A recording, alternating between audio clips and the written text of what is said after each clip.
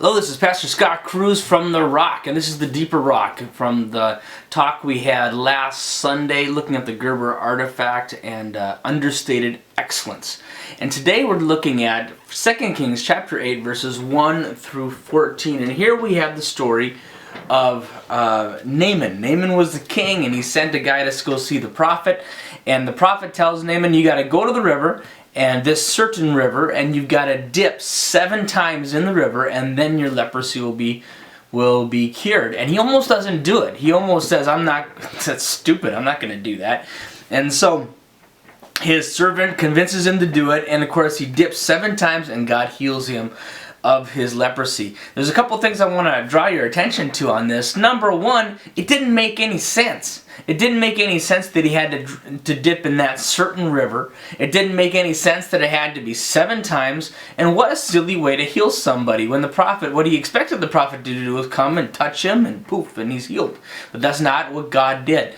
And I want to encourage you that God's way often doesn't make any sense to you. When you look in His Word and His Word says to do something a certain way and you think about it in your head and it doesn't make any sense, I implore you to have faith that God is smarter than you are, and you can trust Him because He loves you. And if you live your life His way, things just work better. You know, I was watching my kid the other day. She was trying to put an umbrella in the top of her toy little thing, and she couldn't get it in. And it was so simple. She just had to move it over a little bit. And I tried to help her.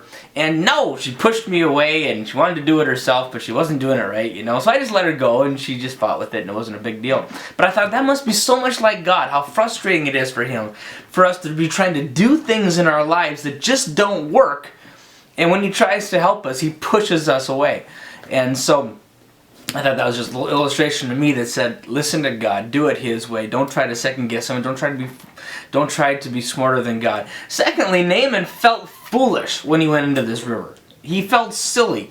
And you know, anybody is willing to be a success for God. Anybody is willing to be big and strong and cool. But very few people are willing to be a fool for Christ. They're not willing to fail for God. And I want to encourage you that let God handle His own reputation. And if He makes you look silly somehow, just trust Him, because He's so much smarter than we are.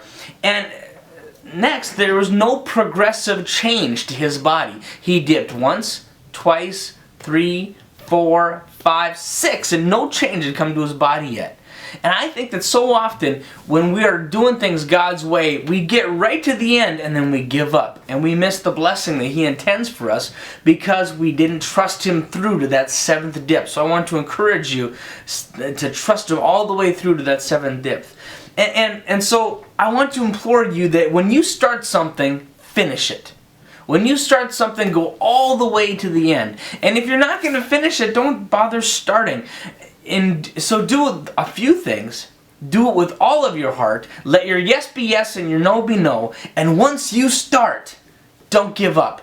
Don't stop before you get to the end. And then you'll see God begin to do some really awesome things in your life.